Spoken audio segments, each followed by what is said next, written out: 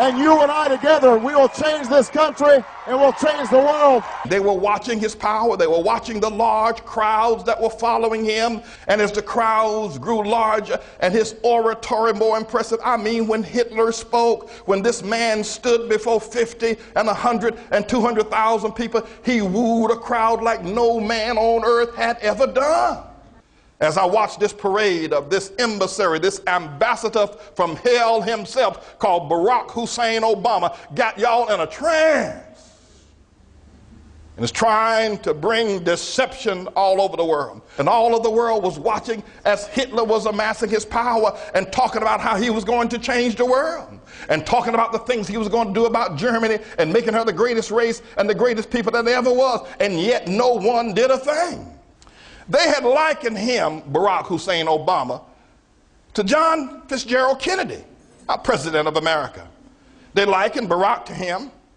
And then they likened him to Dr. Martin Luther King Jr., which I screamed and railed, don't do that. But now you don't hear them say that anymore. You know why? Because he's so far out ahead of John Kennedy. Kennedy never had the popularity and power that this man, I mean, Kennedy would pray for having half of the kind of popularity that Barack had. And Dr. King, I mean, Stokely Carmichael, Rap Brown, Huey Newton, Bobby Seale, and a whole lot of other people, black people were fighting against Dr. King. Barack got a kind of unity. King, Lord, if King could have had the unity that Barack had, my God. You know, can I take it one step further? Can I preach this? Not even Jesus is as popular as Barack is. I mean, Billy Graham must be having a fit. He must be one that I've been crusading for 50 years and I've never been able to draw the kind of crowds that Barack has. The Pope was here in April and he only got a few people, but Barack gets everybody. Well, let me repeat that. He gets all of y'all. There's one man standing. He's James David Manning, and I'm not going to bow down. But they watched this man build and amass this power of world domination, and the world that should have been stood by and did nothing. And yet he spoke.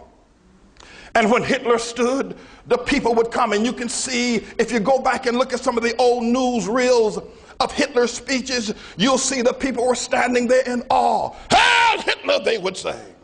You could see the look on their faces as if they were in some sort of trance, and this man spoke with eloquence, this man spoke with power, this man spoke with determination, and every German fell down at his feet and worshiped him. His idea and design was to take charge of the world.